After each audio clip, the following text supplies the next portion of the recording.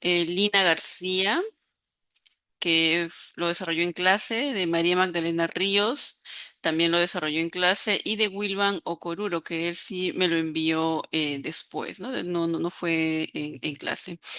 Pero no tengo la actividad de las demás personas. Recuerden que, no sé si es por el grupo del WhatsApp o por la plataforma de digital de clase, se les ha enviado a ustedes cuál es la tarea que tienen que realizar con respecto a los modelos de cultura organizacional y el ejemplo, mejor dicho, el caso que se le dio para que lo puedan analizar, ¿sí? Bien, el día de hoy vamos a tener también dos actividades más que se van a desarrollar después de clase. Y en la semana, por favor, me lo entregan. Y también indicarles que en este módulo no va a haber examen como tal, sino que eh, la nota, mejor dicho, del módulo va a partir de las tres actividades que ustedes van a desarrollar. Ya, bueno, ya concluimos una, pero bueno, los que están a destiempo todavía lo pueden enviar. Y esta semana, hasta el 22 de marzo, van a poder enviar las otras dos actividades que el día de hoy les voy a comentar. Y si no me equivoco, ya deberían estar subidas en la plataforma o el día de hoy en la noche les estarán haciendo llegar por el medio de WhatsApp, ¿sí? Pero igual acá se los voy a explicar para que ustedes pues lo tengan bastante claro. Son actividades sencillas, son actividades prácticas, ¿no? Para que lo puedan desarrollar. A ver, aquí quien me dice Ana, no entiendo la clave, dice. Eh, La clave, no sé, me imagino que es para que puedan ingresar a la plataforma quizá, pero si tuvieran alguna dificultad pueden escribir algún representante de la institución para que les brinde ya sea el acceso a la clave o les puedan enviar los documentos para que puedan realizar eh, la actividad. Ah, la clase. A ver, sí, todavía no iniciamos la clase. Este... vamos a ver entonces vamos a continuar con la clase, ¿sí? Bien, la semana pasada comenzamos a ver todo lo que es el tema de cultura organizacional, ¿sí? Hicimos algunas descripciones del concepto, entendimos cuáles son sus principales características y además también los modelos de la cultura organizacional, ¿sí? Es decir, cómo, de acuerdo a las teorías que se encuentran, cómo es que es entendida la cultura por esos autores y también cómo eso se refleja en la realidad. Sí, esa es una aproximación a la realidad de las culturas organizacionales que existen. Bien, entonces nos quedamos aquí en la actividad que se iba a realizar. Como les indiqué, algunas personas lo hicieron en clase, otras me lo enviaron después de esa clase, ¿sí? Bien, vamos a continuar entonces con el análisis PESTEL. Hasta el momento solamente hemos visto la parte interna de lo que es la cultura organizacional, ¿no? Que en síntesis es el sistema de valores, normas, creencias que tiene una empresa y que esto es de conocimiento interno y es compartido por todas las personas que trabajan dentro de esa empresa. Pero ahora vamos a ver la parte externa, es decir, cómo el contexto de afuera va a impactar sobre la cultura organizacional, porque una empresa no solamente tiene una constitución interna, sino que también eh, va a sufrir ciertos cambios o va a tener que realizar ciertos cambios de acuerdo a la situación que se va presentando de forma externa, ¿sí? Y aquí va a tomar una gran importancia el análisis PESTEL, que probablemente ustedes lo han escuchado. Y si no lo han escuchado, en verdad es algo muy sencillo. Es un tipo FODA, pero realizado de manera externa, ¿sí? Bien, el análisis PESTEL es una metodología descriptiva que permite a las organizaciones conocer el contexto completo en el que operan. Se define como un examen sistemático de 6 factores externos críticos. Justamente esos 6 factores dan pie al nombre PESTEL, ¿no? Que viene de políticos, factores económicos, factores sociales, tecnológicos, factores ecológicos y factores legales, ¿no? Consiste en evaluar elementos externos que puedan afectar el presente y futuro de las operaciones empresariales, permitiendo identificar oportunidades y amenazas del entorno. Se utiliza para realizar planificación estratégica, organizacional y de mercado, proporcionando un panorama detallado de la posición competitiva. Las organizaciones aplican esta metodología para complementar el análisis interno como el FODA, creando una visión holística que incluye tanto factores internos como factores externos. Se caracteriza además este análisis por mostrar tendencias del mercado cuando se realiza regularmente, funcionando como sistemas de alerta temprana para cambios que influyen en el sector empresarial. Em, Al analizar la cultura interna con el PESTEL, las empresas pueden adaptar su cultura a cambios externos. Por ejemplo, adaptar una cultura ecológica ante regulaciones legales severas o identificar oportunidades del mercado y anticiparse a riesgos, facilitando la planeación estratégica integral, ¿no? Entonces, lo que PESTEL hace es reconocer cuáles son los riesgos externos, cuáles son las oportunidades en las que puede desarrollarse la empresa y va a crear estrategias para poder afrontar esos cambios externos, ¿no? Respondiendo a las preguntas quién, cuándo, cómo, dónde, por qué, cuánto y qué. Entonces, ahorita que esto parece muy teórico, vamos a ver el lado más práctico, que es cómo mejor se entienden las cosas, ¿sí? Bien, entonces aquí tenemos los 6 factores que se tiene que analizar una empresa en cuanto a los cambios externos que va a ir analizando, ¿sí? Entre los factores políticos podemos ver, ¿no? O sea, situaciones políticas que pueden impactar sobre una empresa, que son acuerdos internacionales, estabilidad del gobierno, que ahora lo hemos visto bastante bien, ¿no? Cómo la estabilidad de un gobierno puede afectar a la inversión privada, ¿no? Eso creo que todos hemos tenido un claro ejemplo de cómo eso va a impactar de manera negativa, ¿no? Políticas sobre el sector empresarial, entre otras cosas, ¿no? También los factores económicos que pueden ser la inflación o devaluación de los precios, el crecimiento económico, las tasas de empleo, entre otros. Los factores sociales tenemos la demografía, los estilos de vida, hábitos y tendencias de consumo, entre otros. Esto es bastante común que lo apliquen aquellas empresas que venden ciertos productos, por ejemplo, productos alimentarios o productos, qué sé yo, de belleza, ¿no? O sea, hay que entender, mejor dicho, las empresas tienen que entender cuáles son estos hábitos y tendencias que tiene la población a la que va dirigida para poder lanzar productos más acorde a ese tipo de hábitos. Los factores tecnológicos, ¿no? Uso de nuevas tecnologías, el machine learning, el CRM, entre otros, ¿no? Cómo la tecnología, como nos hemos dado cuenta después de pandemia, ha cambiado la forma en la que las empresas ahora se organizan para ofrecer servicios y productos, ¿no? Eso también lo podemos ver nosotros día a día. Los factores ecológicos o ambientales, ¿no? Cómo afectan las políticas medioambientales a los servicios que ofrecen las empresas, los riesgos naturales, entre otros, ¿no? Y los factores legales, todo concerniente al tema de la legislación, ¿no? Es decir, derechos de autor, licencias, reglas sanitarias, salarios, entre otros. Bien, esto que ya nos da una idea más clara, ¿no? De qué es el análisis PESTEL, ahora lo vamos a ver en un ejemplo muy práctico que es este de aquí, ¿no? El ejemplo es de una aerolínea, ¿no? O sea, una empresa que brinda servicios de transporte aéreo, así de simple. Y le vamos a aplicar justamente este análisis de acuerdo a cada uno de los factores. El primero, que es el factor político, ¿no? Tenemos que ver aquí todo lo concerniente a la política actual de un país que va a impactar sobre en la actividad que realiza esta aerolínea, ¿no? Por ejemplo, aquí en el factor político, la aerolínea podría considerar las regulaciones sobre la industria aeronáutica que tiene un país y los acuerdos de cielo abierto, los impuestos de emisiones de carbono y combustible para aviones, ¿no? Cómo todo esto va a influir en la forma en que brinda el servicio.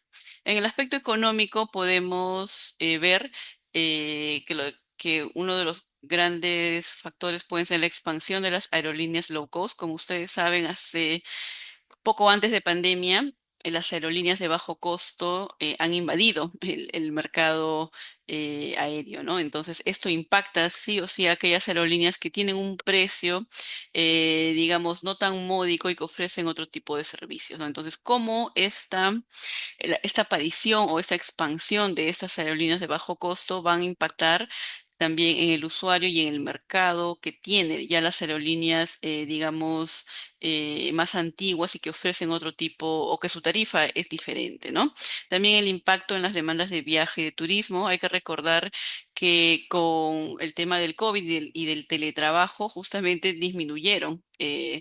El tema de los viajes por trabajo, ¿no? Entonces hay otra forma de hacer el trabajo que ya no requiere que uno esté de forma presencial y eso también impacta en ese tipo de empresas, ¿no? Las fluctuaciones en divisas afectan costos de operaciones y compra de aeronaves.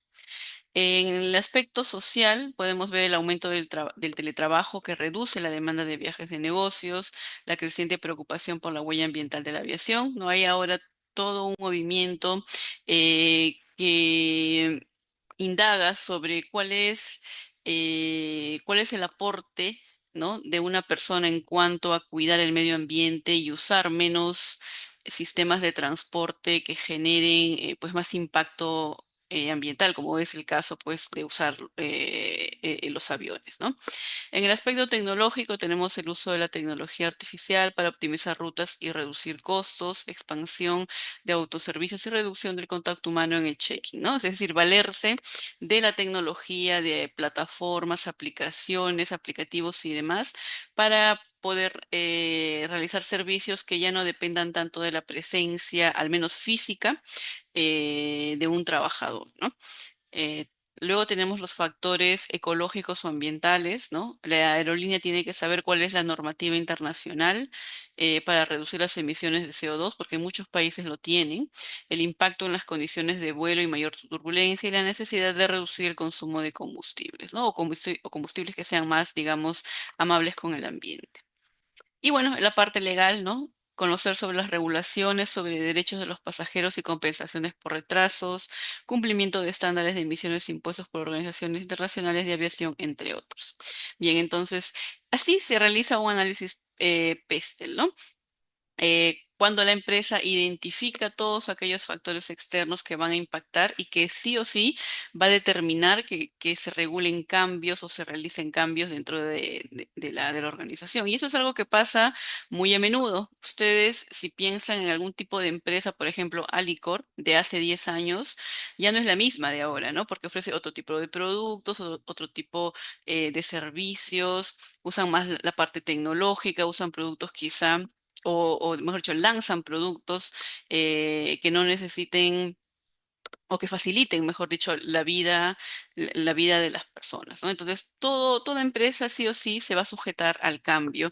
Probablemente antes no era tan seguido o tal vez no de manera tan rápida, pero el día en estos últimos 10, 15 años, todas las empresas tienen que realizar cambios de manera muy rápida y muy abrupta, ¿no? Justamente por el tema del avance tecnológico. Bien, en ese sentido, ustedes van a realizar la actividad número 2, ¿sí? Lo van a realizar en casa y esta actividad es muy sencilla. Ustedes van a hacer el análisis PESTEL de una empresa, de cualquiera de estas cuatro empresas que ustedes ven aquí. Puede ser Bacus, puede ser Entel, Bimbo o Falabella, ¿sí? Ustedes eligen una de ellas, la que con la que más, con la que consideren que pueden hacer ese análisis y van a realizar la actividad. A ver, les voy a compartir el PPT que se les va a enviar a ustedes para que realicen esta tarea, ¿sí? A ver,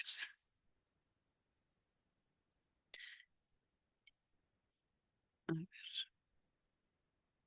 voy a dejar de compartir esto. Listo, pueden ver la lámina, ¿es correcto?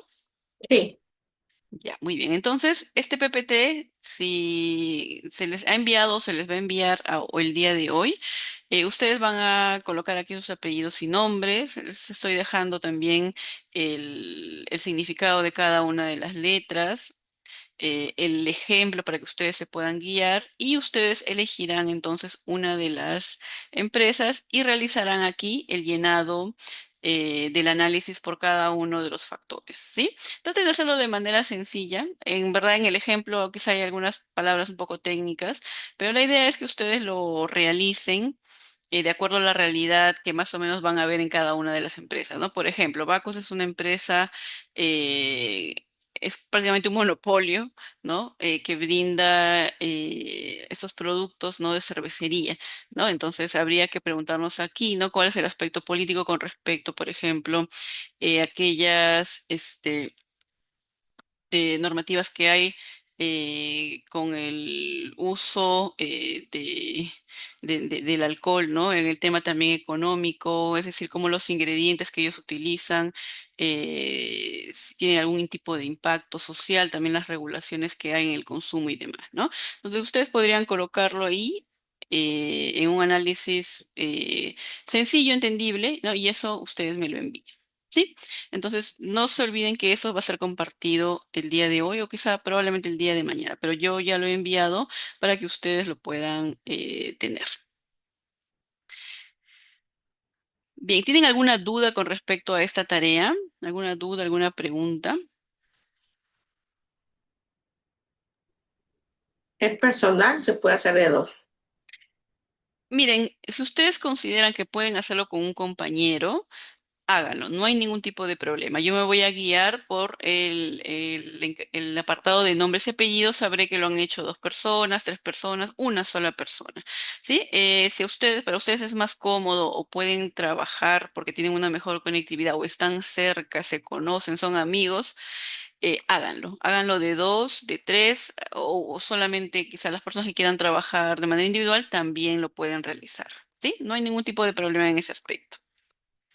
Gracias, profesor. Bien, ¿alguna otra duda o pregunta?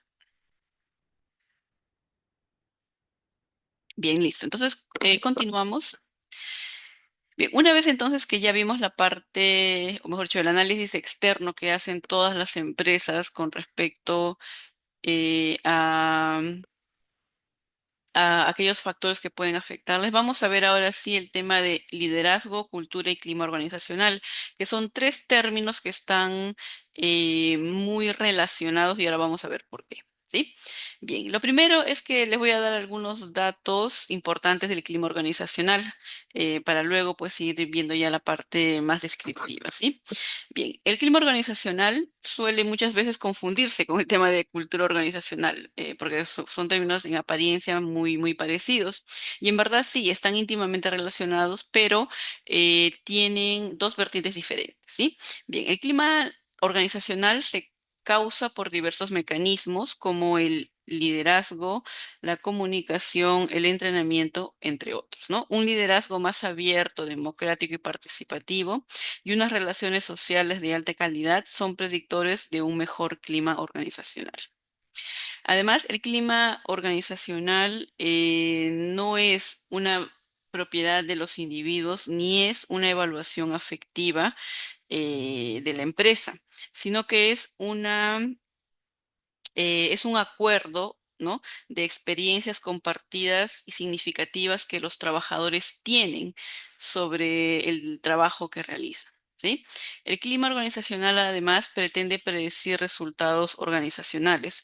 El objetivo principal de su estudio y gestión es explicar y modificar resultados organizacionales particulares como el desempeño, la motivación y la satisfacción en el trabajo. Ahora bien, hay muchas empresas que miden el clima laboral y no hacen absolutamente nada después de eso, y eso transmite un mensaje, ¿no? Y el mensaje es, ¿no? Sabemos que algo no funciona bien, pero no sabemos cómo resolverlo o no nos interesa hacerlo, ¿no? Entonces, evaluar un factor o evaluar un fenómeno y no hacer nada, en verdad, eso genera desmotivación e insatisfacción en el trabajador. Además que eso se realiza cada año, ¿no? Entonces, cada año yo participo en esas evaluaciones y sin embargo no sé ni el resultado y tampoco sé si se ha hecho algo para mejorar la situación. Y también hay un fenómeno muy conocido del clima organizacional que se llama la fuerza del clima, ¿no? Que es el nivel de acuerdo de una organización o de un grupo social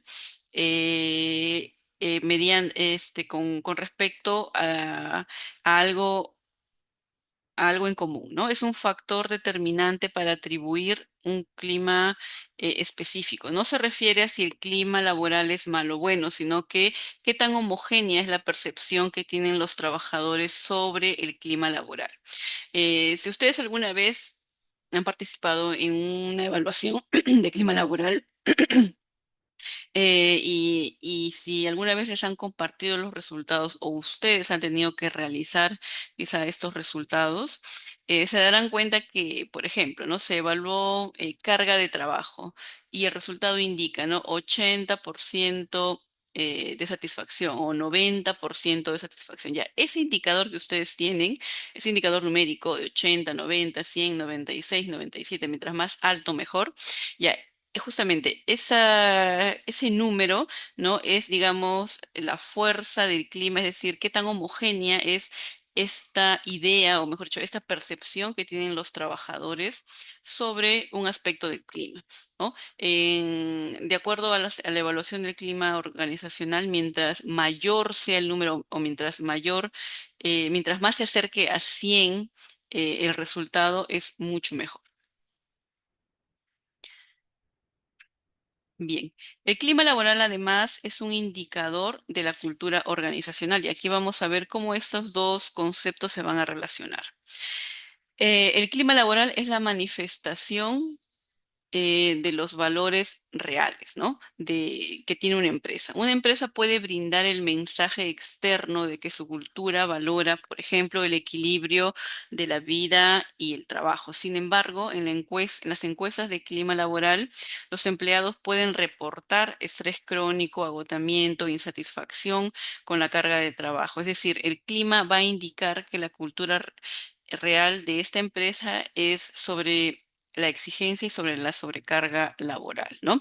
En otras palabras, la empresa puede vender su cultura como una cultura ideal en la que se respeta la desconexión digital, se respetan los horarios de trabajo, pero al momento de realizar las encuestas de clima laboral, el resultado es muy diferente. ¿Por qué? Porque estamos trabajando con la percepción de los trabajadores, ¿sí? Bien. Además, el clima laboral visibiliza las reglas no escritas de la cultura organizacional. La cultura suele ser un concepto muy difuso, ¿no? Esto quiere decir que no se puede tocar, no se puede palpar, ¿no?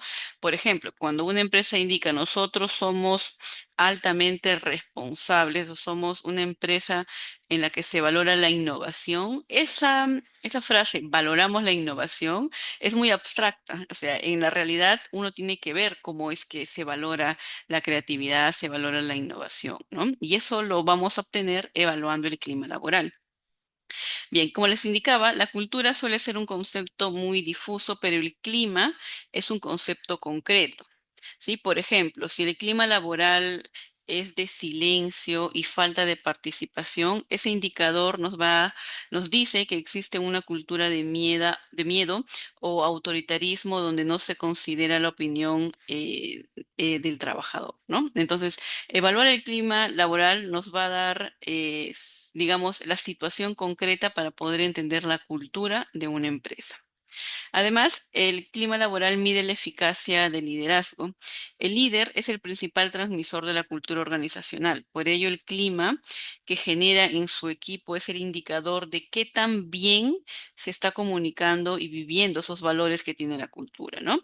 Cuando un clima es positivo, será un indicador de que hay una cultura coherente y sana, mientras que si hay un clima caótico o tóxico, es un indicador de que la cultura está fragmentada o hay valores que están mal aplicados. Y además, el clima laboral nos permite realizar un diagnóstico y una intervención. Es muy difícil medir la cultura, porque normalmente la cultura se va a describir de una manera más cualitativa. En cambio, el clima laboral, o mejor, el hecho de medir el clima laboral, ya es una actividad cuantitativa, es decir, podemos transformarlo a valores numéricos, ¿no?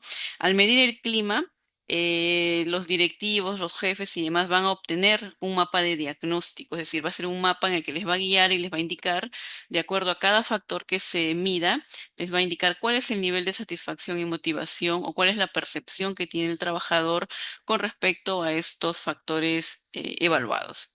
Los indicadores que puntúen bajo van a señalar que hay un problema en el tema de la cultura, ¿no? Si estoy midiendo, por ejemplo, el liderazgo y el nivel de satisfacción solo llega al 40 o 50%, eso ya me está indicando algo. ¿sí?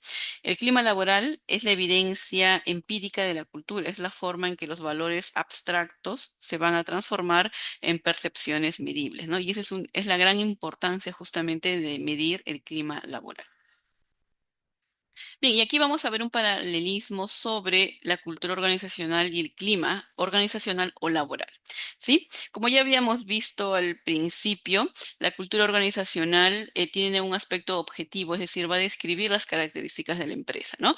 Las empresas pues tendrán una forma de hacer el trabajo, una forma de manejar su carga laboral, horarios establecidos o quizá horarios que son de turnos rotativos, tendrán ciertos valores, qué sé yo, responsabilidad, trabajo en equipo, innovación, etc., ¿no?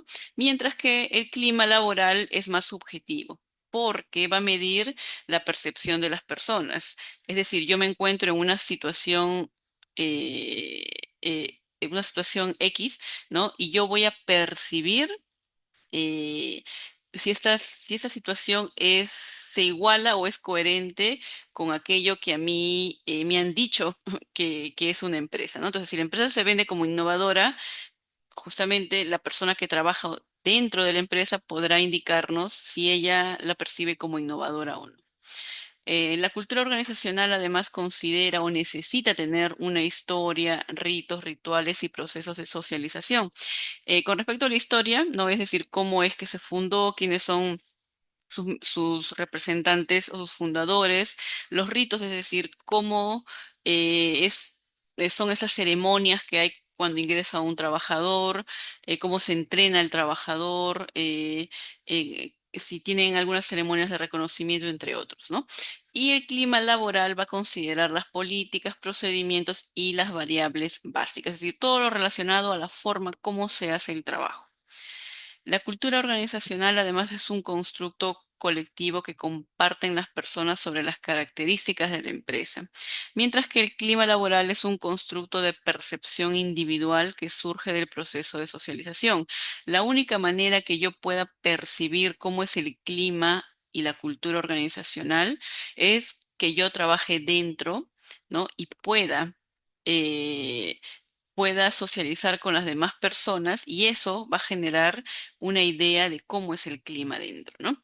La cultura organizacional además tiene una permanencia relativa en el tiempo, por lo general suele ser muy estable, es decir, la cultura necesita ser estable, necesita no cambiar a corto o mediano plazo, por lo general los cambios dentro de las empresas suelen ser pues en un tiempo prudente, ¿no? ¿Por qué? Porque el hecho de mantenerse constante le da seguridad al trabajador para poder hacer sus labores.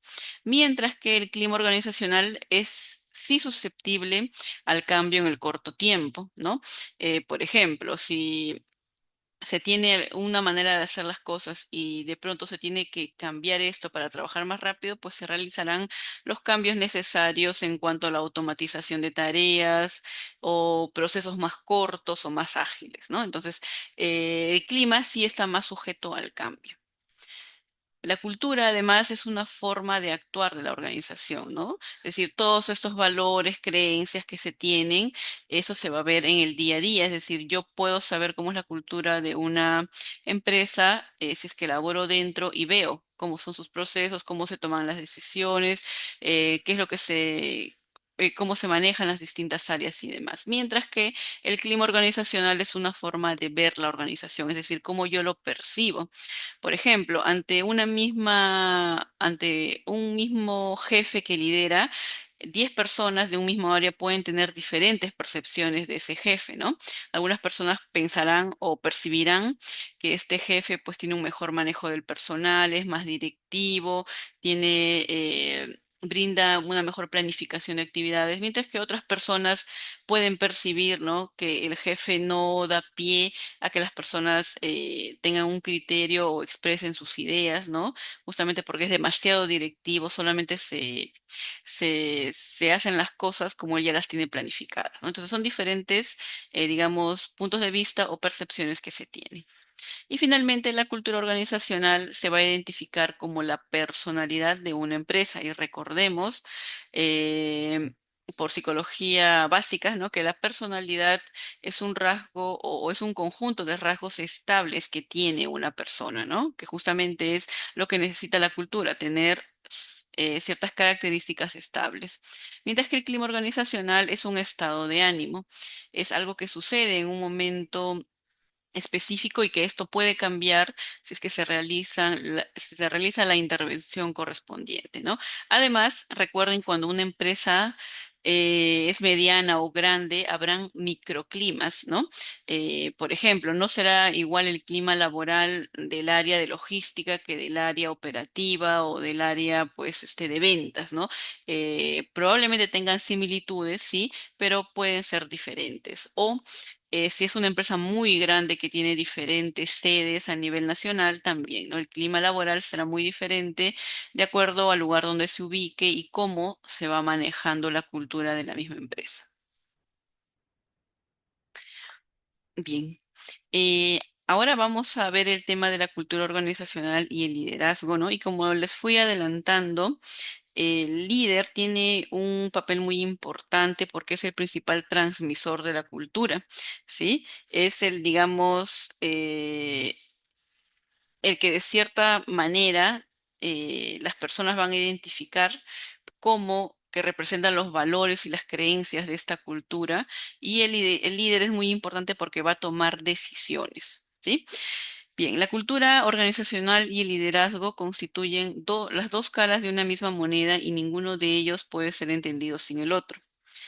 El- en ese sentido, la cultura organizacional crea en el grupo social un orden social, genera comunidad y desarrolla una identidad colectiva y sentido de pertenencia. Y recordemos que uno de los aspectos más importantes de sentirnos parte de una empresa es justamente tener el sentido de pertenencia, ¿no? Es decir, ubicarme en una empresa y saber que tengo el apoyo social, que puedo identificarme con ciertos actores o con casi todos los actores que hay dentro de la empresa, ¿no? El liderazgo, además, es un tema muy investigado dentro de la psicología social de las organizaciones y que se le ha dado mucho énfasis por la creencia de que el liderazgo es importante para el funcionamiento y el éxito de las organizaciones y de que en la medida en que se desarrolle con éxito las teorías acerca de él, será posible elaborar técnicas de selección y entrenamiento de líderes con con un consecuente incremento de la efectividad organizacional, ¿no?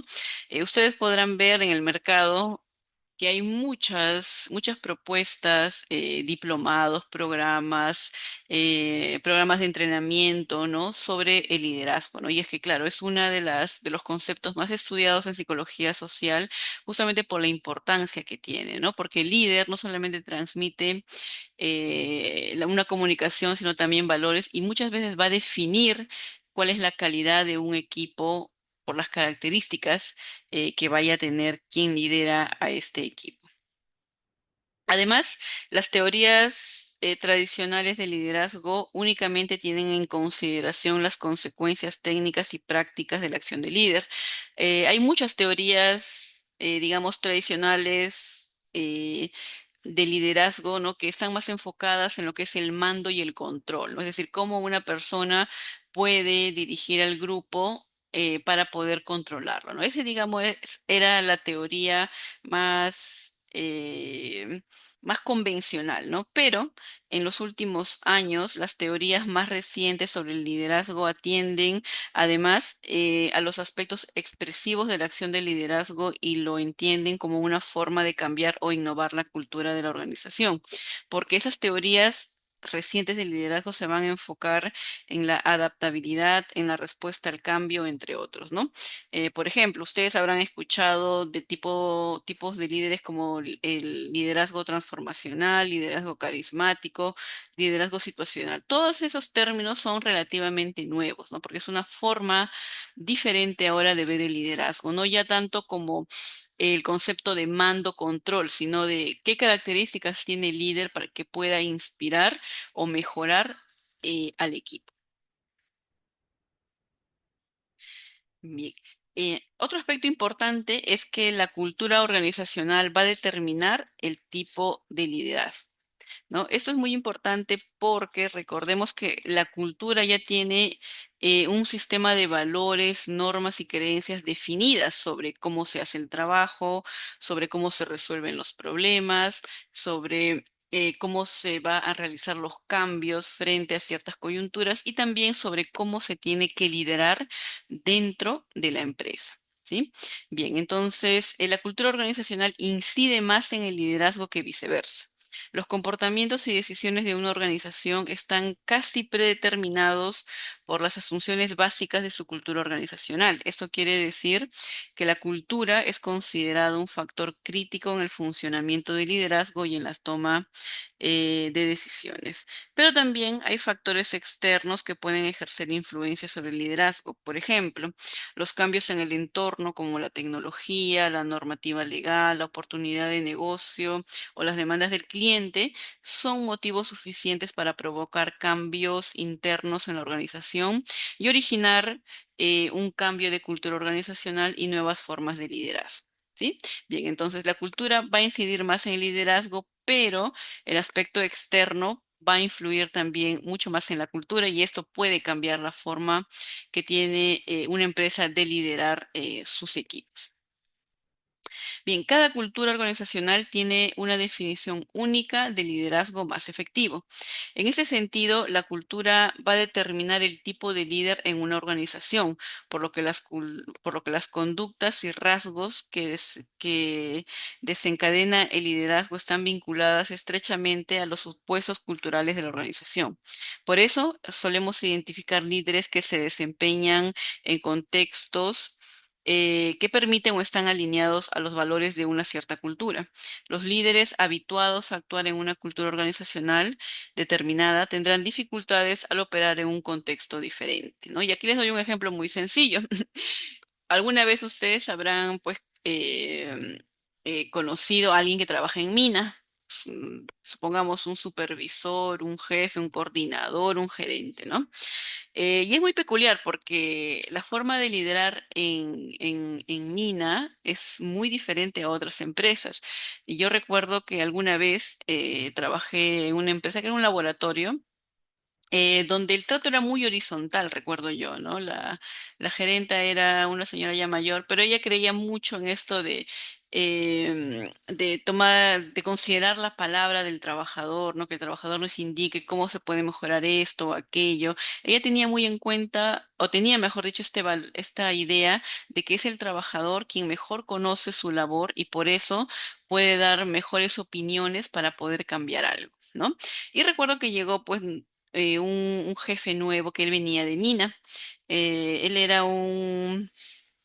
trabajaba en la parte administrativa, recuerdo, de una minera, ¿no? Bueno, llegó, no sé por qué llegó ahí, sinceramente, no sé qué habría pasado, pero él llegó a este laboratorio y para él era un poco no, bastante difícil adecuarse a esta nueva cultura en la que se encontraba, porque la cultura, digamos, el valor de la comunicación, de darle confianza al trabajador y tener un trato horizontal era parte del día a día. Y él, pues, digamos, no era su cultura, pero tampoco él tenía o no quería desarrollar estas habilidades para poder tratar al personal. Así él era muy directivo, ¿no? Él tenía conclusiones muy arbitrarias, lo que él planteaba quería que fuera no solamente aprobado, sino ejecutado, ¿no? Entonces tenía muchos roces con otros jefes, incluso con la gerente, ¿no? No duró mucho tiempo, ahí creo que estuvo 6 meses, pero se le notaba que al señor, pues, le era muy difícil, ¿no? Entender, o mejor dicho,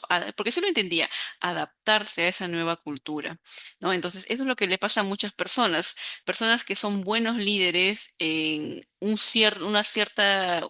una cultura determinada, muchas veces cuando cambian de cultura o cambian de empresa, no les pasa lo mismo porque no se adecúan a esos nuevos valores o formas de hacer el trabajo, ¿no? Por eso mismo, en la selección de personal se suele tener en consideración ese aspecto, sobre todo para jefes, para estos mandos que van a dirigir personas, ¿no? Se les suele evaluar qué características tienen y si estas características están alineadas con los valores que tiene una cultura con respecto al liderazgo. Bien, la cultura además ofrece un grado de autonomía que dispone el líder, ¿no? Recordemos que la autonomía es el grado de libertad que tiene una persona para poder actuar de acuerdo con su propio juicio. Eso se observa más en contextos donde los factores ambientales o externos indican la necesidad de cambio. Las crisis apoyan prototipos de liderazgos más innovadores y proactivos. En ese sentido, la autonomía también dependerá de las experiencias anteriores del líder en percibir e interpretar los acontecimientos ambientales, ¿no? Actualmente, muchas empresas, sobre todo las que ofrecen servicios o productos que siempre tienen que innovar, buscan o tienden a reclutar a personas que tengan esta facilidad para adaptarse a cambios constantes, ¿no? Empresas, por ejemplo, que ofrecen servicios, qué sé yo, de delivery, ofrecen eh, servicios de productos en los que tienen que innovar cada cierto tiempo por el tema de la competencia, por el tiempo de que el mercado exige otro tipo de productos, qué sé yo, más amigables con el ambiente, en la que se reduzcan el uso de plásticos y demás. ¿No? Van a requerir también personas que sean adaptables, pero que también sean más creativas para poder responder a estos nuevos cambios. Y bien, hay una estrecha relación entre la cultura organizacional, el liderazgo y la resistencia al cambio. Muchos autores afirman que las culturas son resistentes al cambio, ya que si fueran demasiado moldeables, las culturas no podrían proveer de continuidad y certeza de las que dependen las personas para dar orden y significado a su trabajo, ¿no? Que justamente es lo que les dije hace un momento, ¿no? Una cultura tiende a ser estable porque tiene que brindar seguridad a las personas que trabajan dentro de ellas. ¿No? Si hace 10 años yo hago las mismas actividades con ciertos cambios que pueden haber, eso me da, es la rutina, ¿no? De trabajar de esa manera me da seguridad y estabilidad. No obstante, los factores externos o ambientales juegan un papel importante para que la empresa se plantee innovar o cambiar. El proceso de cambio de la cultura implica definir nuevas metas de la compañía y promover en los empleados un nuevo conjunto de creencias e ideales. El líder, queriéndolo o no, va a transmitir una nueva serie de valores culturales de la organización durante el desempeño de sus funciones, ¿no? Entonces, aquí también viene mucho la importancia del líder ante los cambios. Es justamente el líder el que va a tener que transmitir eh, mediante la comunicación, cómo se van a desarrollar ahora las cosas o cuáles son los nuevos valores que se van a implementar para que se pueda trabajar. Muy bien, entonces ahora entendiendo bien, ¿no? ¿Cuál es la relación entre la cultura, cómo el líder, cuál es mejor dicho, el protagonismo del líder dentro de la cultura, cómo el líder tiene que adaptarse a los cambios externos y cómo se logra o cómo se tiene que mantener la estabilidad en la cultura, vamos a ver los tipos de liderazgo, los estilos de liderazgo que existen y vamos a comenzar por el liderazgo positivo, ¿sí? Bien, de aquí creo que hay mucha información sobre los tipos de líderes, que incluso hay algunas, algunos estereotipos que no están aquí, ¿no? Pero yo he tratado de colocar, digamos, los que podemos encontrar en las definiciones, los que son, digamos, que tienen cierta evidencia científica o que hay mucha teoría con respecto a su concepto, ¿no? Bien, entonces vamos a comenzar por el liderazgo carismático, ¿no? Que como su nombre lo dice, ustedes ya pueden tener una idea de qué se trata, ¿no? Se basa en la personalidad y en el magnetismo que tiene el líder. No depende tanto de la jerarquía oficial de la organización, sino de la capacidad de inspirar al grupo. Utiliza este líder, por lo general, suele utilizar adecuadamente su comunicación emocional y brinda confianza para generar una conexión profunda con el equipo. En tal sentido, logrará altos niveles de compromiso y sacrificio en el equipo. Este tipo de liderazgo suele funcionar mejor en aquellas empresas que atraviesan crisis, cambios, ¿no? Es decir, que están en situaciones difíciles y requieren de personas que tengan un mando firme, pero también un mando que pueda inspirar a los demás a seguir. Luego tenemos el liderazgo transformacional, ¿no? Que como su propio nombre lo dice, está guiado a la transformación, ¿no? Es considerado actualmente el liderazgo ideal. El líder busca transformar las normas y la cultura de la organización. Por eso es más recurrente encontrarlos, a ese tipo de líderes en empresas innovadoras o que están sujetas a cambios permanentes. El líder transformacional se enfoca en la motivación inspiracional, trata a cada miembro del equipo como un individuo potencial y único. Por ello, sabrá leer las destrezas, habilidades y mejoras que tiene cada persona y de acuerdo a cómo va identificando sus habilidades y destrezas, sabrá asignarle tareas o propósitos para que realicen, ¿no? Además, va a crear un clima de innovación constante y de alto sentido de propósito. Esto lo podemos encontrar, ¿no?, en las empresas de tecnología, empresas de servicio o empresas que desarrollan nuevos productos. También tenemos el liderazgo transaccional, que viene justamente el nombre de la transacción o cambio, ¿no? Se basa en un sistema de premio y castigo. Es un enfoque más pragmático y orientado a procesos. Se basa en la idea de que si se cumple un objetivo, se recibirá pues un premio. En caso contrario, hay una consecuencia. Esto es muy eficiente para tareas que son muy operativas y rutinarias, pero no fomenta la creatividad ni el compromiso emocional a largo plazo del trabajador. Además, al enfocarse más en la transacción, es decir, yo hago algo porque voy a recibir algo positivo y trato de no hacer algo que esté en contra de los valores de la empresa para no recibir un castigo, ¿no? Es decir, se enfoca tanto en la transacción que descuida justamente el desarrollo personal del trabajador. Ahora, esto no quiere decir que sea malo, sino que cada liderazgo va a funcionar, es decir, cada liderazgo positivo va a funcionar en un contexto específico. Esto, por ejemplo, ese tipo de liderazgo, como se enfoca más en tareas más operativas, o más rutinarias, va a funcionar muy bien, por ejemplo, en los equipos de ventas, en supervisores que son de producción, o en aquellos jefes que se desarrollan en estructuras militares, ¿no? Pensemos, por ejemplo, en la Policía Nacional, pensemos en trabajadores que son muy innovadores, muy creativos, no van a poder desarrollarse, ¿no? Por eso el perfil justamente de un agente de la policía es muy estructurado, ¿no? O sea, tiene que ser una persona que respete mucho las jerarquías, que atienda a las normas, ¿no? Y que se identifique justamente con la institución. Entonces, en ese tipo de instituciones, funciona mucho el liderazgo transaccional. Bien, y tenemos también finalmente el liderazgo situacional, ¿no? Que como su propio nombre lo dice, va a depender de la situación en la que se encuentre. Este liderazgo plantea que no existe un líder ideal, ¿no? Sino que el líder debe adaptarse a la madurez del equipo. ¿Él suena lógico? Sí. ¿En la práctica funciona? También. Por ejemplo, ¿no? En este tipo de liderazgo nos indican que si son equipos que requieren ser dirigidos, eso lo podemos identificar en empleados que son nuevos y que necesitan instrucciones claras y precisas, ¿no? También hay equipos que requieren ser persuadidos, ¿no? Por ejemplo, personas que tienen algo de experiencia pero que tienen poca confianza. O equipos que requieren ser incentivados a la participación, ¿no? Es decir, empleados que tienen buena capacidad, buenas destrezas, pero que requieren un apoyo emocional para poder expresarse.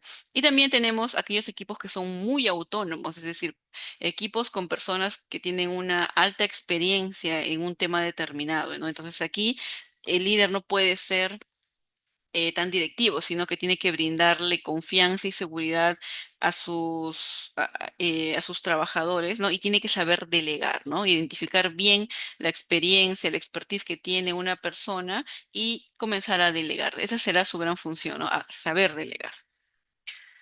Bien, y en contraparte, así como existen estilos de liderazgo positivos, también encontramos estilos de liderazgo inadecuados, ¿no? Que son muy comunes, ¿no? Y que sobre todo se van a dar cuando dentro de una empresa los criterios para asignar como líder a una persona no son claros, ¿no? Muchas veces, no sé si ustedes habrán visto o habrán tenido alguna experiencia, muchas veces en las empresas se suele asignar como líder a aquella persona que realiza un buen trabajo, ¿no? Muchas veces el mejor trabajador es premiado como líder, pero en la realidad eso no sucede. Que tú seas un buen trabajador en algo, automáticamente no te hace un mejor jefe. Muchas veces aquella persona que no destaca tanto en el trabajo, que hace un trabajo, digamos, acorde a lo que se le solicita, muchas veces esa persona suele tener mejores capacidades para ser líder, ¿no? Entonces, asignar el liderazgo porque eres un buen trabajador, por antigüedad, por categoría, entre otros aspectos que no sean una evaluación concienzuda y una evaluación técnica, muchas veces van a crear liderazgos inadecuados, ¿no? Y un liderazgo inadecuado no solo afecta a la productividad, sino que puede enfermar la cultura organizacional e impactar negativamente sobre el clima laboral y la salud mental de los trabajadores. Esos estilos de liderazgo suelen basarse en la falta de inteligencia emocional, la incapacidad técnica o la dificultad para resolver los problemas. Y vamos a verlo uno por uno. Tenemos primero el líder controlador. Es aquel que necesita supervisar cada detalle mínimo del trabajo de los miembros. Generalmente se caracteriza por su dificultad para delegar, solicita reportes constantes y corrige las tareas solo para imponer su criterio. Elimina la autonomía, generando una sensación de poca libertad y poca creatividad. Suelen confrontarse a trabajadores que son más creativos y más innovadores, ocasionando la pérdida de talento, ¿no? Y esa justamente es una de las consecuencias más negativas de no tener o no haber asignado un buen líder, que la gente se retira, ¿no? Que el talento se pierde, que las personas deciden retirarse porque que consideran que no es aprovechado muy bien sus destrezas y habilidades. Bien, también tenemos el liderazgo autocrático o autoritario. Este liderazgo se basa puramente en la jerarquía y el miedo. No aceptan cuestionamientos e imponen su criterio anulando el de los demás. Suelen utilizar las amenazas, que pueden ser implícitas o no, y centraliza la toma de decisiones en su criterio. Crea una cultura de silencio, ¿no? Ya que no se reportan los errores por miedo, lo que suele llevar a crisis constantes. Y esto incentiva a una mayor rotación de personal.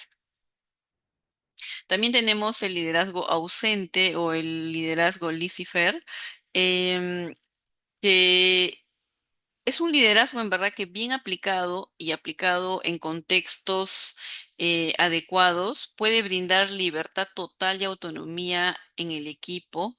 Y es que liderazgo suele aplicarse más en grupos o equipos que son altamente especializados y que tienen una alta experiencia en aquello que realizan, ¿sí? El problema es que muchas veces las personas que no tienen experiencia siendo líderes o no entienden a su equipo suelen justamente de manera equivocada ejercer ese tipo de liderazgo, ¿no? En este liderazgo, como les indiqué, suele funcionar mejor en equipos con amplia experiencia y motivación, es decir, aquellos que son expertos y que no requieren que no requieren tanto monitoreo, pero que sí requieren que alguien delegue de manera adecuada. No obstante, en equipos que necesitan dirección, este líder puede ser visto como negligente, ya que el líder evita tomar decisiones, no brinda retroalimentación y desaparece cuando hay problemas o conflictos. El equipo se suele sentir pues abandonado, desorientado y los conflictos internos suelen ser muchos porque no existe una figura de autoridad. Y finalmente tenemos el liderazgo narcisista. Bueno, en ese tipo de liderazgo, el líder utiliza su carisma y sus recursos emocionales no para apoyar, sino para alimentar su propio ego y escalar posiciones. Suele atribuirse logros que no son de él, sino del equipo, y culpa a los demás por los fracasos. Busca rodearse de seguidores que no lo contradigan y suele acosar o maltratar a las personas que no tienen algún acuerdo con él o que no están de acuerdo con su criterio, ¿no? O también suelen acosar y maltratar a aquellas personas que sobresalen por su innovación o por su creatividad. Además, dividen al equipo y crea un ambiente de favoritismo, es decir, hay una alta percepción de injusticia de parte de los trabajadores. Muy bien, y justamente por esta actividad, mejor dicho, por ese tema, vamos a ver la actividad número 3, que es el análisis de un caso de liderazgo, ¿sí? Ahorita les voy a enviar, por si acaso les voy a enviar los dos archivos, tanto el de, a ver dónde está, tanto el de Pestel, que les indiqué, y ahora les voy a enviar la actividad de liderazgo para que ustedes la puedan tener y la puedan desarrollar. A ver, es aquí. Ya.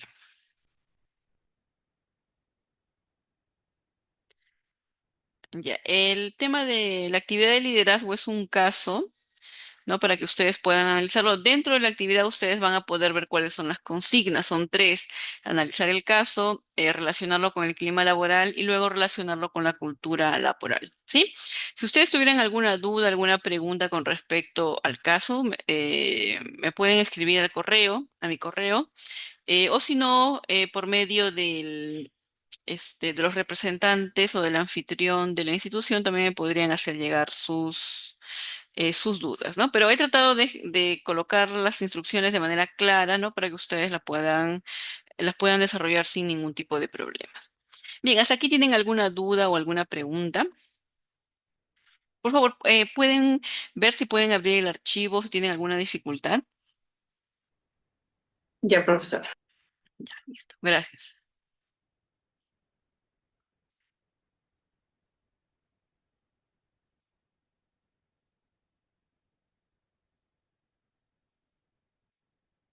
Sí, no, sí se puede, ya listo. Bien.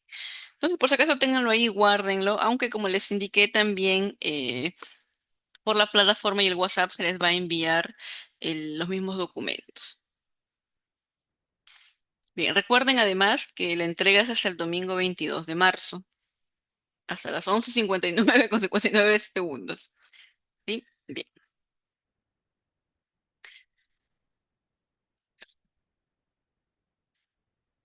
ya. Vamos a continuar entonces con el rol del psicólogo en la cultura organizacional. Bien, a ver. ¿Alguno de ustedes aquí es psicólogo organizacional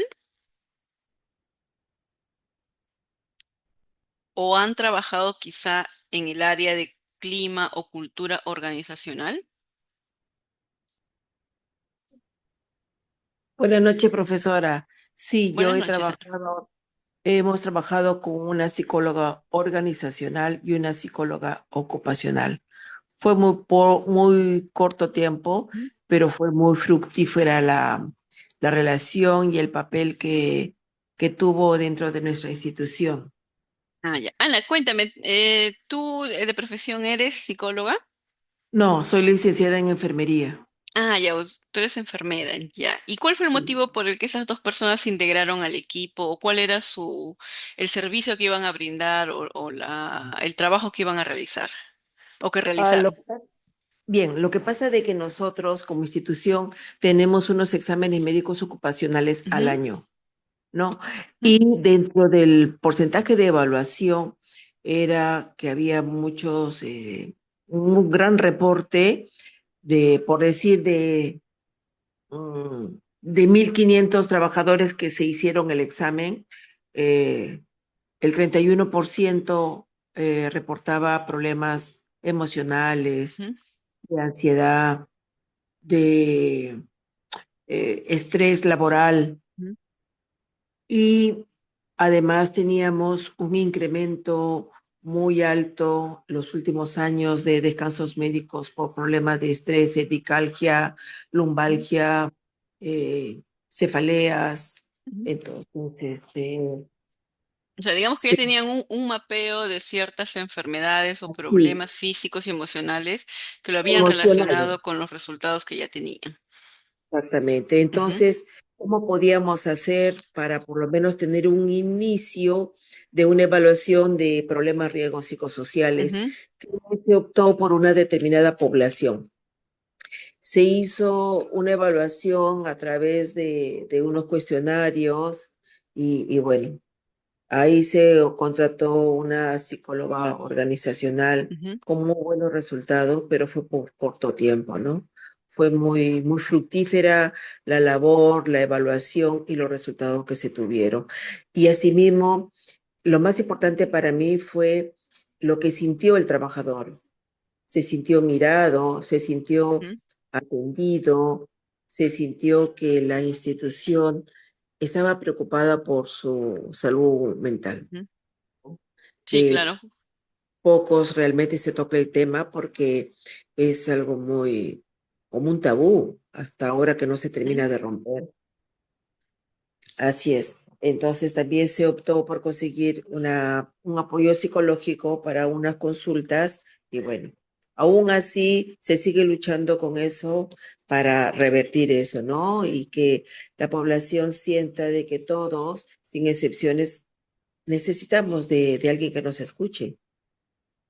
Así es. ujú. Entonces, yo creo que la psicología organizacional en los riesgos psicosociales es un punto muy importante, muy importante. Ujú. Muy bien, Ana, muchas gracias por tu intervención. Y sí, como tú indicas, bueno, más allá de lo que uno quiera hacer, o mejor dicho, tú como trabajadora y como enfermera que has podido ver o entiendes mejor, ¿no? Cómo es que, cómo se explica el comportamiento, los problemas o trastornos o enfermedades que presenta cada trabajador, y tú puedes quizá pensar en hacer muchos diseños, ejecuciones de programas y demás, pero se requiere tener siempre una medición, ¿no? Y claro, justamente esto lo hace un psicólogo que tengas experiencia en un aspecto determinado, y todo lo que se puede medir en verdad es lo que se puede gestionar, y todo lo que se gestiona se mejora. Esa es justamente la idea, ¿no?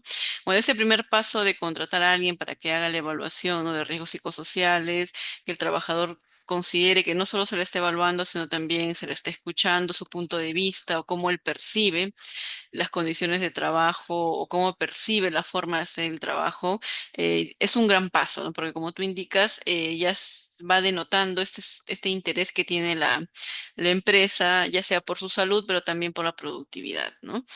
Y sí, pues en verdad el rol del psicólogo es importante.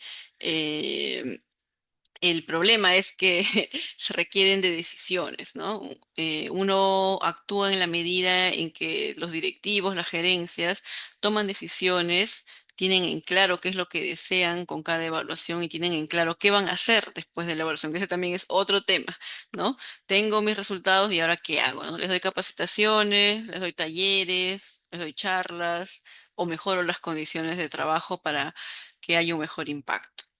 Bien, ¿alguien más aquí entonces es psicólogo organizacional, ocupacional o ha trabajado cerca del área de cultura o clima organizacional?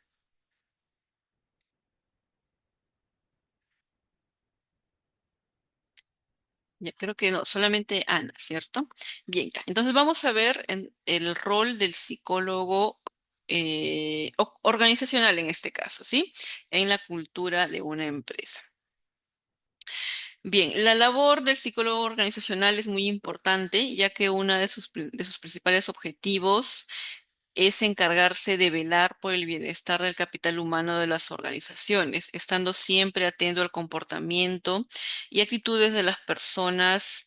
Y a partir de esto, ¿no? El psicólogo analiza cuál es la cultura organizacional, es decir, cuáles son los valores, costumbres y reglas que conforman la mentalidad que tiene la organización y que la hace ser diferente de las demás, ¿no? Y aquí ese es un punto muy clave. Por lo general, un psicólogo organizacional o ocupacional suelen tener una vista más aguda al momento de reconocer las características de una empresa, o mejor dicho, reconocer su cultura organizacional, ¿no?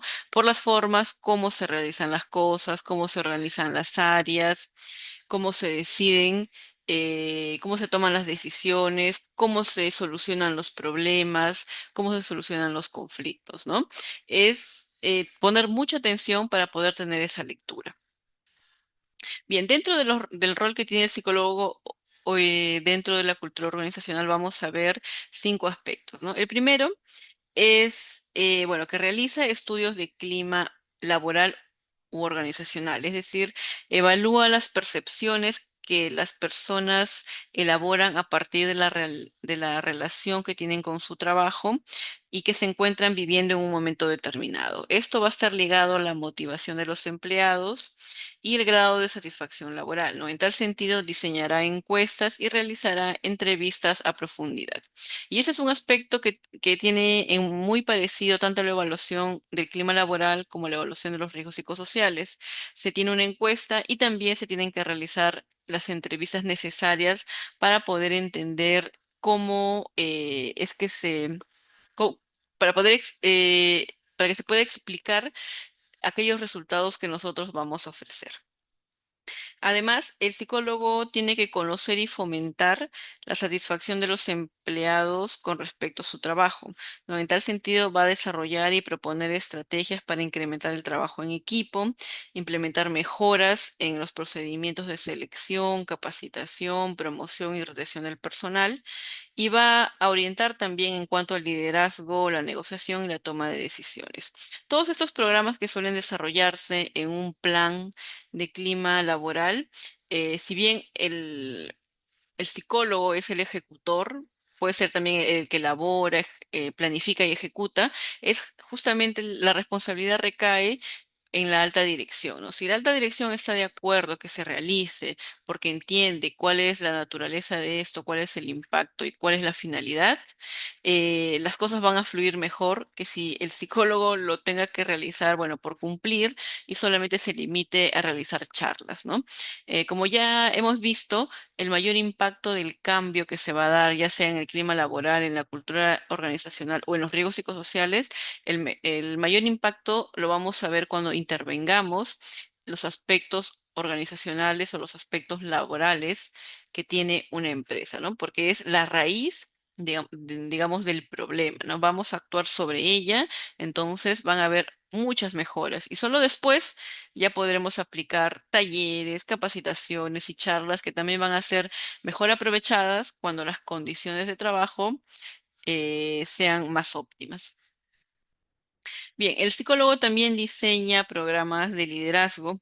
El psicólogo debe trabajar directamente con los directivos para ejecutar entrenamiento de inteligencia emocional, ¿no?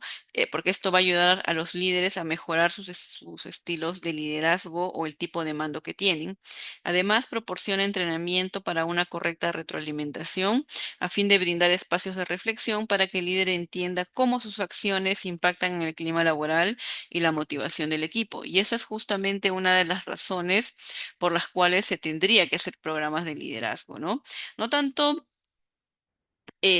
para, digamos, motivar al líder, sino para que el líder entienda cómo es que despliega sus habilidades y en qué podría mejorar, ¿no? Muchas personas, muchos líderes, mejor dicho, consideran que lo que ellos hacen está bien. ¿No? ¿Por qué?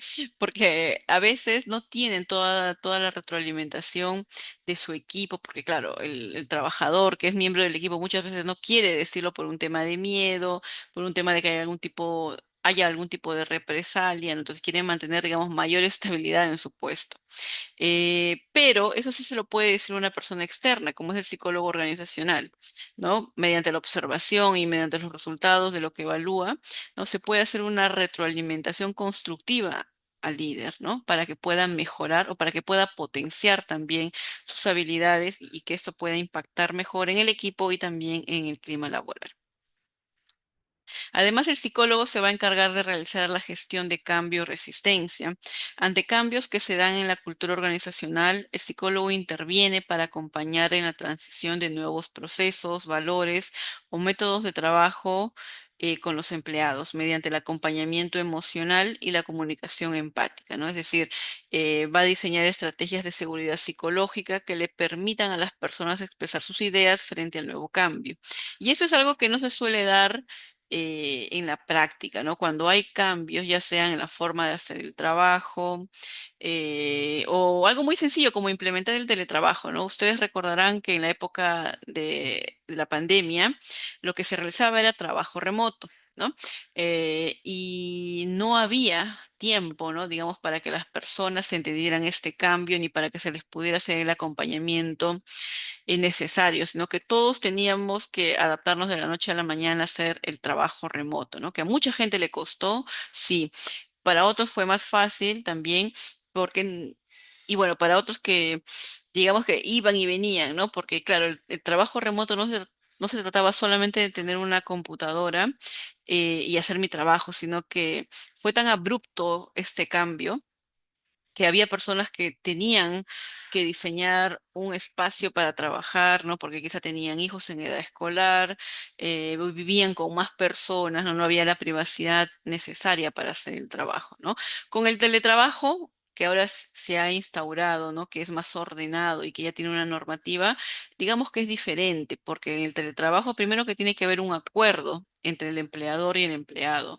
Se puede ser teletrabajo total, es decir, todos los días, o puede ser teletrabajo parcial, ¿no? Es decir, algunos días voy de manera presencial y otros días cumplo con el teletrabajo, ¿no? Entonces, digamos que ya al haber una normatividad y ya no estar en el contexto crítico de la pandemia, se hace un poco más manejable el tema del teletrabajo, ¿no? Además que las personas, indistintamente de su edad, ya tienen un mejor manejo de las plataformas, los aplicativos digitales, ¿no? Que eso también al principio en la pandemia fue, digamos, fue un cambio muy disruptivo, ¿no? Porque había que hacer el trabajo al 100% en casa, ¿no? Y bueno, con todos esos aplicativos que mucha gente pues no entendía, ¿no? Justamente por la rapidez que hubo del cambio. Pero bueno, el psicólogo sí debería participar en esa gestión de cambio resistencia. Yo he visto ese tipo de casos y también lo he hecho, pero en el tema más de riesgos psicosociales, ¿no? O en el tema de vigilancia psicológica ocupacional de la salud del trabajador, ¿no? Por ejemplo, trabajadores que se pasa teletrabajo porque tienen algún tipo de enfermedad crónica, como es el cáncer, o están recibiendo tratamiento contra el cáncer o están recibiendo algún tipo de tratamiento en su enfermedad como diabetes, hipertensión, ¿no? Entonces se hace el acompañamiento a la persona, hay un monitoreo, un seguimiento que se le realiza al trabajador hasta que pueda adecuarse, ¿no? Bien. Y también el psicólogo tiene que hacer el rediseño de símbolos y rituales. En ese sentido, el psicólogo ayuda a que los valores de la cultura sean coherentes con las prácticas que se realizan, ¿no? Como mejorar los sistemas de reconocimiento, por ejemplo, premiando los resultados que sean en equipo y no solo individuales. Además, realizan rituales de integración que fomentan el sentido de pertenencia y fortalezcan la identidad organizacional. Aquí en el tema de símbolos y rituales está muy relacionado a la cultura, ¿no? Cada uno de cada empresa tendrá ciertos rituales y ceremonias que realiza. Por ejemplo, al momento de que ingresa nuevo personal, al momento de que las personas cumplan qué sé yo, 20, 30 años de permanencia en la empresa, al momento de tener que destacar las mejores habilidades o mejores resultados en los equipos de trabajo, ¿no? Todos esos rituales y todos esos símbolos, qué sé yo, de respeto, de premio a la creatividad, a la innovación, a la participación, todas estas, esa forma que tiene la cultura de celebrar o de destacar al personal, también lo ve el psicólogo, ¿no? Para que, bueno, para que pueda tener estrategias donde no solo se destaque a la persona, sino que se valore su desempeño y se valore también el esfuerzo que hace dentro de la misma. Bien, y finalmente vamos a ver las claves para una cultura organizacional saludable, ¿no? Cada punto que vamos a ver a continuación es importante, pero les vuelvo a reiterar que esto solamente se va a conseguir con el compromiso de la alta dirección. Si la alta dirección considera que eso tiene que hacerse porque es necesario para fortalecer, potenciar y destacar los valores los valores y las normas dentro de la empresa, entonces va a estar muy alineado con aquellas estrategias que se van a emplear, ¿no? Pero en caso de que la alta dirección no lo considere imprescindible, no considere que sea necesario o simplemente se aplican ciertas estrategias para poder cubrir otros aspectos negativos de la empresa, entonces no van a dar mayores resultados. Bien, para crear una cultura organizacional saludable es necesario efectuar una serie de estrategias o pasos que fomenten un ambiente oportuno para el bienestar emocional y el crecimiento de los trabajadores. Lo primero es crear y comunicar los valores significativos. Los valores son una guía para todos los miembros de la organización sobre cómo actuar e interactuar entre sí, con los clientes y con la comunidad. Los líderes deben comunicar no solo los valores, sino también los comportamientos esperados asociados a cada valor. Esto ayuda a los empleados a entender lo que se espera, lo que reduce la incertidumbre y garantiza que todos estén alineados en torno a cómo deben hacerse las cosas en la empresa, ¿no? Entonces tiene que haber una correspondencia entre lo que la empresa dicta y también lo que hace, ¿no? Por ejemplo, si la empresa dice que tener una cultura de puertas abiertas, una comunicación abierta a todos, pero cuando el trabajador quiere expresar alguna idea o alguna incomodidad o brindar su percepción sobre algún aspecto en específico y no existe esas puertas abiertas, hay una incongruencia, ¿no? Hay una contradicción entre mi valor y cómo yo practico ese valor, ¿no? Entonces la idea es que haya más cohesión y más coherencia entre lo que se dice y también entre lo que se hace. Eh, Fomentar la comunicación abierta y transparente. En todos los niveles de la organización es esencial esta comunicación abierta y transparente para construir una cultura laboral saludable. Esto implica escuchar activamente a los empleados, brindar retroalimentación constructiva y también alentar a la expresión de ideas y opiniones diversas, ¿no? Y esto es el ideal, creo que muchos tenemos sobre lo que debería ser una empresa, no solamente que nos exijan y que nos indiquen cuáles son sus procedimientos y procesos, sino también que escuchen al trabajador, porque, como nuevamente les indico, la persona que mejor conoce su trabajo y que probablemente tenga las mejores ideas de cómo se deben mejorar ciertos aspectos del trabajo es la persona que elabora, ¿no? Es la persona, es el empleado. Así que esta comunicación no solamente debe ser o no solamente debe estar impresa en papel, sino también practicarse, justamente porque la mejora que un trabajador o la idea de mejora que un trabajador quisiera implementar también va a impactar positivamente a todos, no solamente a él, sino a su trabajo, al trabajo de los demás y finalmente a la misma gestión empresarial. Bien, realizar una adecuada selección de personal, ¿no? Es recomendable que las personas que ingresan a la empresa encajen con los valores y la cultura organizacional, ya que eso anticipa a que contribuyan no solo en su función específica, sino también a la cultura de la empresa, ¿no? Y es justamente lo que se indicaba con un ejemplo anteriormente, ¿no? Un trabajador o un líder que está acostumbrado a hacer las cosas de una manera más directiva, siguiendo procedimientos y no cuestionarlos, y de pronto trabaja en una empresa más horizontal, una empresa más flexible, donde se premia la creatividad, la innovación, la intervención, la participación, probablemente se sienta muy perdido, ¿no? Porque hay que recordar que cuando uno trabaja no solamente lleva o tiene que demostrar sus habilidades y destrezas, sino que tiene que socializar, ¿no? Y parte de socializar es justamente eso, entender cómo nos relacionamos con los demás y también cómo participamos y cómo hacemos valer nuestras ideas y nuestras opiniones. Bien, también promover el equilibrio entre el trabajo y la vida personal. Eh, Se debe fomentar un equilibrio saludable entre el trabajo y la vida personal, ya que es crucial para el bienestar emocional de los empleados. Ofrecer opciones de flexibilidad laboral como horarios flexibles, teletrabajo y promover la importancia de desconectar del trabajo y ayudar a evitar el agotamiento y dificultades en la salud mental. Bien, entonces ese también es todo un reto ahora, creo que en todas las empresas, ya que el teletrabajo tiene una normativa legal.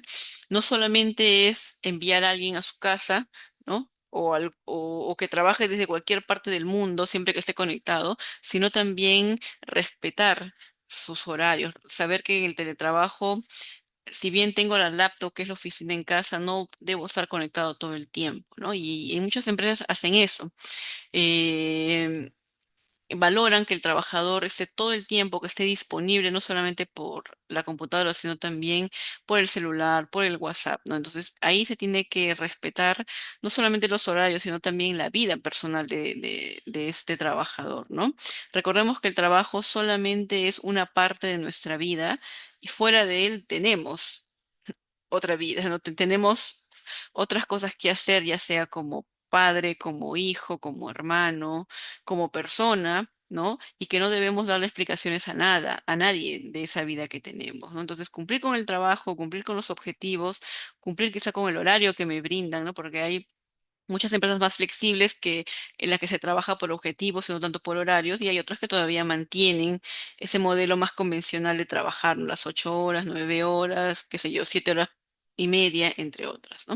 Entonces, ese es un reto muy grande que esperemos, ¿no? Que se respete y que se tenga una mejor conciencia de que el trabajador tiene una vida y hay que respetarla y delimitarla muy bien.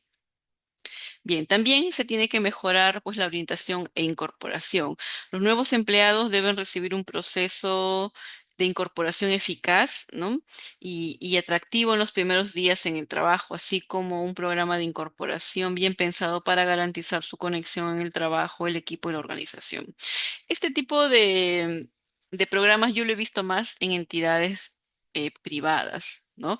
Y en entidades privadas grandes en las que sí hay un verdadero compromiso, ¿no? Para darle la bienvenida a los nuevos trabajadores, para que puedan entender cuál es la cultura, explicarles, por ejemplo, cuál es el organigrama, cómo se organiza todo. Esas cosas que parecen no servir, en verdad sirven bastante, ¿no? Y yo las equiparo mucho al tema en la entidad pública, ¿no? Que no se suele hacer así, ¿no? En la entidad pública, por lo general, o en el menos en las que yo he trabajado, tú llegas, te dan tu laptop, te explican quién es tu jefe, quién son tus compañeros y te sientas y haces tu trabajo, ¿no? Pero la idea de justamente de tener este programa de recibimiento o de incorporación del empleado es muy importante, ¿no? Porque esas primeras impresiones que tiene el empleado nuevo, ¿no? Va a determinar muchas veces también su motivación y que tiene con los valores y también con su propio trabajo, ¿no? Entonces, hay un trabajo ahí, yo creo que se tiene que realizar bastante en la entidad pública, ¿no? Que se tiene que preocupar no solamente de que el trabajador pues haga su trabajo y llegue a los objetivos y tenga buenos indicadores, sino también eh, hacer que se incorpore, ¿no? Y esa incorporación justamente viene con esa amabilidad, ¿no? De indicarle cómo funciona todo el aparato de la entidad, explicarles cómo son los procedimientos, cómo es el trato entre las jefaturas, cómo se arman los equipos, ¿no? Y si hay mentores o no, a, a quién se puede recurrir en caso de ayuda y demás, ¿no? Bien, también apoyar el desarrollo profesional y personal. Esto incluye ofrecer capacitaciones que permitan pues desarrollar el aspecto profesional, también programas de mentoría, programas de bienestar y la posibilidad de crecimiento y avance dentro de la organización. Esto no solamente va a generar más motivación y satisfacción, sino que también va a fortalecer el compromiso que tiene el trabajador con la empresa. Otro aspecto importante es fomentar el reconocimiento. Esto incluye celebrar éxitos, proporcionar reconocimientos públicos, recompensas y oportunidades para el crecimiento y desarrollo personal que incluye incluso las celebraciones de jubilación, ¿no? Y finalmente, bueno, promover la diversidad e inclusión. Fomentar un ambiente de trabajo diverso e inclusivo es esencial para una cultura laboral saludable. Esto implica valorar y respetar las diferencias individuales, promover la equidad y la igualdad de oportunidades y fomentar la diversidad de ideas y perspectivas. Eh, Como sabemos, el hecho de promover la diversidad e inclusión también es un tema pendiente que se tiene, si bien ya existen leyes que que nos van a dar, nos van a guiar sobre cómo tenemos que realizarlo, creo que todavía hay mucho por hacer, ¿no? Yo, bueno, he visto en empresas privadas y también públicas, ¿no? Cómo se incluye a personas que tienen ciertas discapacidades. Alguna vez, ¿no? Evalué, recuerdo a un jefe, me acuerdo el señor era jefe de almacén y el señor era invidente, ¿no? Era muy interesante. Como las personas, porque aquí hay que tener en cuenta que son las otras personas las que tienen que tener esta apertura, ¿no? De diversidad y de inclusión, porque la persona que tiene una discapacidad es consciente de la discapacidad que tiene, es consciente de sus limitaciones, ¿no? Y es muy importante trabajar con las personas que lo van a rodear, ¿no? También para que lo entiendan y para que sepan cómo tienen que manejarse y qué ayudas pueden proporcionarle, ¿no? Por ejemplo, la entidad privada, sobre todo en supermercados, alguna vez que hice algunas evaluaciones, he visto, ¿no? Trabajadores que tienen ciertas condiciones, ¿no? Como por ejemplo autismo o que tienen síndrome de Asperger, ¿no? También el trabajo era más con las personas que los rodeaban, ¿no? Porque muchas veces había casos de frustración, casos de poca comprensión con las personas que tienen estas condiciones. Así que todas estas, digamos, actividades para promover la diversidad y la inclusión tienen que ser bien pensadas, ¿no? Y tienen siempre que poner como protagonista a la persona que tiene otra, pues que tiene otra condición, ¿no? Pero que sin embargo tiene las habilidades y destrezas para poder realizar el trabajo que se requiere. Bien, y finalmente, la cultura organizacional no solamente es pues plantear estrategias, sino también involucrar a los empleados, ¿no? Es decir, mantener a los trabajadores informados sobre los resultados de la organización y el proceso y el progreso, digo, hacia los objetivos y el desarrollo de los planes que tiene la institución para mejorar el trabajo, ¿no? En ese sentido, es necesario que siempre se comunique a los empleados todo el año, no solamente cuando se quiera celebrar algo. Así como se tiene que saber de los triunfos, también se tiene el trabajador también tiene que saber sobre aquellos aspectos de mejora que necesita una empresa, ¿no? Entonces, el significado de la cultura organizacional va a partir de poder compartir con el trabajador, ¿no? De poder mejorar las condiciones de trabajo y de poder aplicar estrategias determinadas para que puedan desempeñarse adecuadamente. Muy bien, a ver, tengo aquí unos comentarios. Dice, me preguntan aquí, ¿cuáles son los impactos de una organización con una cultura organizacional con disonancia cognitiva? Ya, a ver, por disonancia cognitiva yo entiendo que no hay una correspondencia entre aquello que se dice y aquello que se hace, ¿correcto? Sí, justamente es el ejemplo que les brindé, ¿no? Eh, por lo general le pasa a muchas empresas, ¿no? Que tienen un discurso de cómo es su cultura, ¿no? Pero en la práctica uno encuentra trabajadores muy insatisfechos o muy desmotivados porque justamente esos valores que tanto enarbolan, pues no se practican o al menos no llega a una cantidad importante de trabajadores, ¿no? Esto puede crear mil situaciones, ¿no?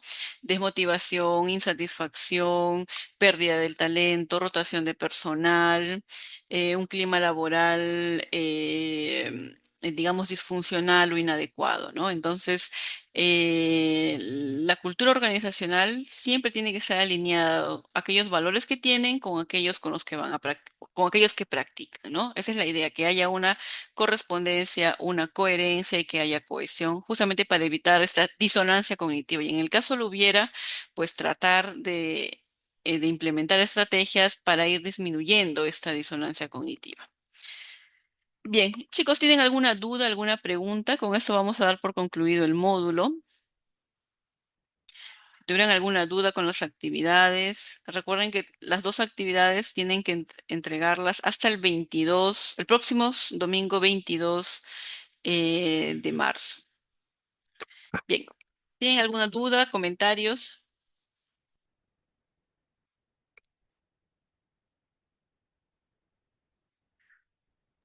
No, profesora, ya tendríamos que abrirlo nomás, sí. Cualquier cosita podemos escribirle.